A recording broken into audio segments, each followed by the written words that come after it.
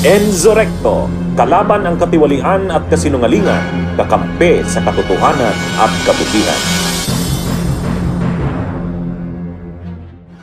Kampo ni Digong Duterte, hindi pa rin bilid at kumbinsido sa mga pinaggagawa ni Amy Marcos. Dahil po mga kabunyog, iba't ibang reactions na po ang natanggap nitong si Amy sa mga kaalyado ni Duterte, at ito ay hindi magaganda. At tila sa kanilang mga sinasabi ngayon ay sinusuka na siya ng mga ito sa kanilang grupo. Kahit na ito ay inendorso pa mismo ni Sara Duterte, wala pa rin silang tiwala dito. Anyway, panoorin na po natin ang kanilang mga sinabi. Unahin natin itong komento ni Banat Bae hinggil dito sa pag-endorso ni Sara kay Amy. Si Marcos, si Amy Marcos partikular, ay alam naman po natin ang karakas ng mga Marcos. Kahit pagbali-baligtarin mo sila, huy, talaga mambubudol. Diba? Nangako yung kanyang kapatid, si BBM, nangako kay BP Sara Duterte tungkol sa ICC, hindi niya papapasukin ng ICC. Ano nangyari? Nabudol tayo. Nabudol pala kayo. Hindi ako bumoto dyan. Hindi ko sinisisi.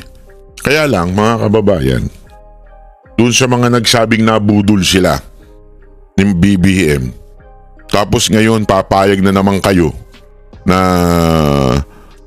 etong si Amy iboto ninyo dahil sa pagdating ng impeachment ay malamang bumoto against the impeachment of BP Sara Duterte. Kasi yan pa yung pangalawang naririnig ko eh. Iboto natin yan kasi sigurado tayong against sa impeachment yan. So, pag naipanalo yan si Senator Amy, against yan sa impeachment. Di ba? Ang dami-dami kong kilalang against sa impeachment eh. Na hindi naman dapat yan. Ang dami-dami ho dyan. Ako sigurado ako dito kay Camille. Kaya nga ibang issue tong kay Camille eh. Sa mga bilyar, talagang ever since, hindi bumaluktot. Ever since, loyal, kaibigan ho ng mga Duterte. Ang bilyar talagang loyal po yan, tapat po sa mga Duterte yan. Mula sa tatay, sa asawa, sa anak, yung si Mark, kaya din ito si Camille. Ibang issue yun.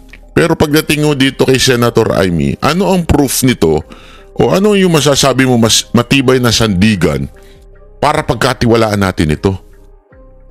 Diba? Meron na itong record eh. Yung kanyang pamilya may record na ng bubudol.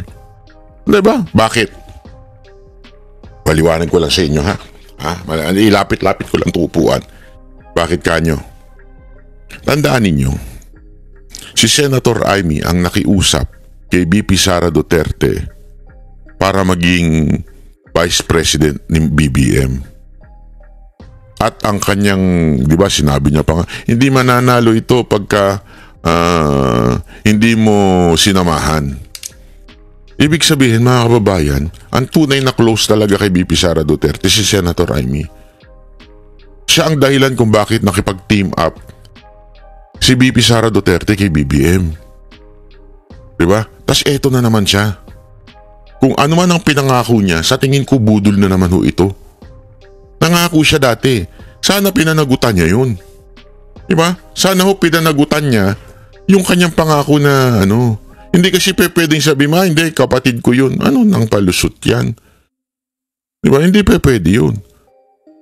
Ikaw ang party ka na nagsabi noon na nakipag-deal. Ngayon, you failed. Tapos, diba itong kidnapping naganap kay Pangulong Duterte, pinuntirya niya ba yung kapatid niya? Hindi. Doon sa hearing malinaw na merong higher up na nag-utos.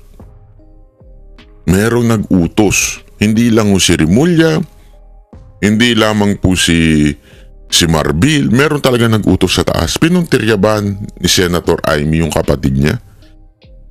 Sino ho? Sabi ko nga ho sa inyo si BBM talaga mastermind yan. Bakit? Sino ba nag-promote kay Torre ng 2 beses? Si BBM. Wala namang iba eh. Bakit? Sasabihin nila, hindi si BBM yan. Diba? Alinaw nun eh. Ngayon mga kabunyog, panoorin naman natin po ang sinabi ni Harry Roque dito kay Amy Marcos. Tinawag pa niya itong mangga na tila nag-iinsulto pa sa mukha nitong si Amy. Pero ano ba tingin nyo? Sa tingin nyo ba ay tinuturing talagang malapit na kaibigan ni Inday Sara itong si Mangga? Well, alam nyo, yung sandaling nagkasama kami sa Hague, nagkaroon ako ng bagong perspective dito kay BP Sara.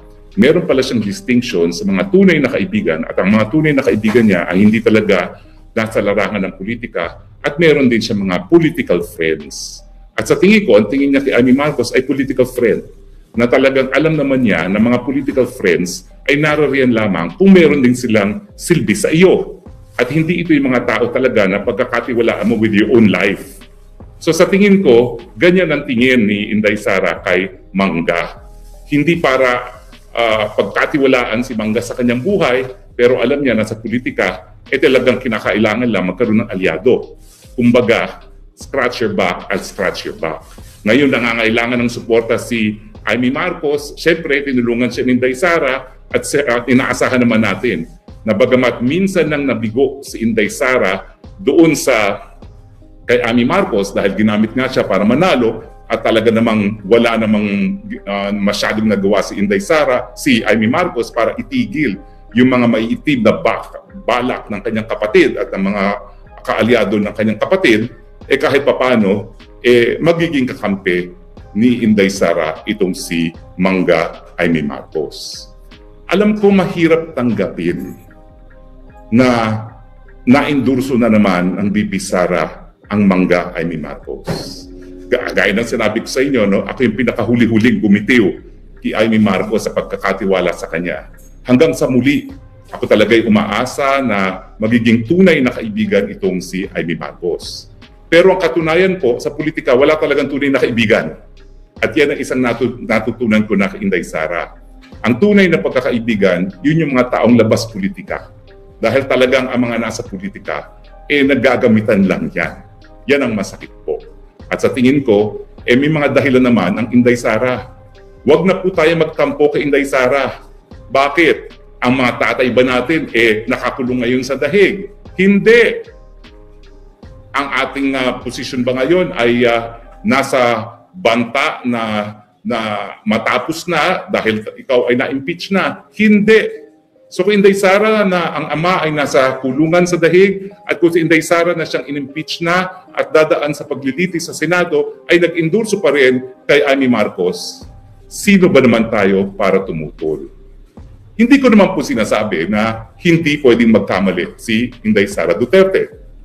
In fact, nung sumunod ako sa kanya sa Unity, talaga alam naman natin na nagkamali si Inday Sara Duterte dyan. No?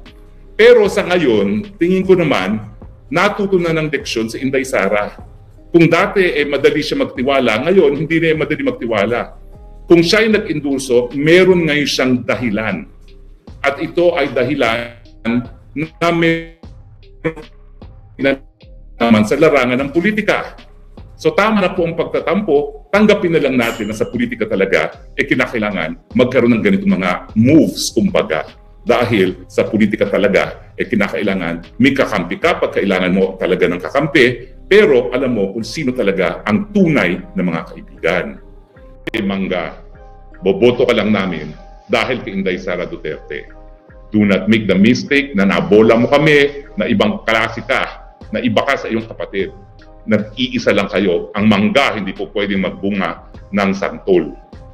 Pero dahil nandyan si Inday Sara na humihingi ng tulong para sa iyo, susuporta kami, masama man ang aming mga loob. Tama ba ang aking sinabi? Alam ko po mahirap tanggapin yun, ha? Pero nandyan na po tayo. Wala tayong magagawa at uulitin ko po, may dahilan si Inday Sara kaya niya sinuportahan. Suportahan naman po natin ngayon si Inday Sara Duterte. Yung mga ayaw sa Marcos na boboto kay Mangga Amy, hindi po yan dahil naniniwala tayo kay Mangga Amy, yan po ay dahil naniniwala tayo kay Inday Sara Duterte. Malinaw po yan. Okay? Maraming salamat. Yan mga kabunyog, narinig po natin itong mga pinagsasabi ni Harry Roque laban dito kay Amy. Sabi niya dito, napipilitan lang siyang iboto itong si Amy, kung hindi lang raw kay Sara. Hindi nila ito kikilalanin at iboboto sa darating na halalan. Kahit po mga kabunyog yung pangalawang asawa nitong si Digong Duterte na si Honilet Avancena, wala rin tiwala dito kay Amy. Itong mga kabunyog, panoorin po natin ito. Paek-ek lang para kay Honilet Avancena ang Senate hearing ni Senadora Amy Marcos kaugnay sa pag-aresto kay dating Pangulong Rodrigo Duterte. Nagpatutsada rin ang common law wife ni Duterte kay Pangulong Bongbong Marcos. Naging emosyonal si Honilet ng pangunahan ng panalangin para kina Kitty, dating Pangulong Rodrigo Duterte at sa mga supporter. Dagdag pa ni Honilet, hindi na siya umaasang mabibigyan ng hustisya ang sinapit ng dating Pangulo sa ginagawang investigasyon ng Senado na pinangungunahan ni Senadora Amy Marcos. Pero ma'am, umaasa ba kayong magkakaroon pa ng justice po ang dating Pangulo? Yes. Yung sa investigation sa Senate o... Sa Senate, ano na lang yun? Paek-ek na lang yun. Wag na lang kayo maniwala ni Amy Marcos, ma'am. Hindi ako naniwala sa kanya. Bakit po? Tanong siya na ano ba talaga nangyari? Hindi, ma'am. Wag. Di ba siya nakita ano nangyari? Pero may gusto raw ipasilip sa Senado ang Duterte camp. Yan mga kabunyog, narinig po natin itong pahayag ng asawa ni Digong Duterte na si Honilet Avancena. Ngayon mga kabunyog na tila sinusuka na siya ng mga kakampi ni Digong. Pwede pa kaya siyang bumalik at magmakaawa sa kampo ng kanyang kapatid? Tila malabo na iyon mga kabunyog dahil dito sa mga ginagawa niyang hearing sa Senado. Malinaw po ito mga kabunyog na binabangga niya ang kapatid niyang si PBBM at dito sa pag-endorso ni Sara sa kanya. Mas lalong magagalit nito si PBBM. Ito mga kabunyog, pakinggan natin itong sinabi ni Attorney Claire Castro taga pagsalita ng palasyo hinggil dito sa bagong advertising campaign ni Amy at Sara. You just said it is recent? Yesterday. Oh, ang akala ay 2022 campaign ads to. Dahil sa mas na-describe ang kapanahunan ng nakaraang administrasyon dun sa nasabing campaign ads. Unang-una, meron silang sinabi, teka lang po, tungkol sa madilim, wait lang, saan ba yan? Ayun. Itim ngayon ang kulay ng bansa. Sa gutom at krimen nagluluksa. So, pag sinabi ba natin na itim ngayon ang kulay, mas madidescribe siguro natin nung nakaraang administrasyon na sobrang itim at ngayon ay papaliwanag sa panahon ng kasalukuyang administrasyon. Hindi man ganun pakaputi, pero patungo na doon. Unang-una po, may binanggit sila tungkol sa kagutuman. Tandaan po natin na ayon po sa records na rin po na naibaba ang poverty incidence sa panahon ng 2023, 15.5% in 2023 mula sa 18.1% in 2021. You are citing data from? Okay, this is from by author or writer is Dim Sum Daily, Hong Kong. Okay, meron din po tayo dito. Ito po ay galing din mismo sa report din po ni Secretary Balisacan.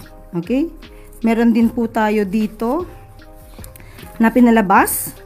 Ito naman ay galing kay Philippine Star, Delon Porcalia.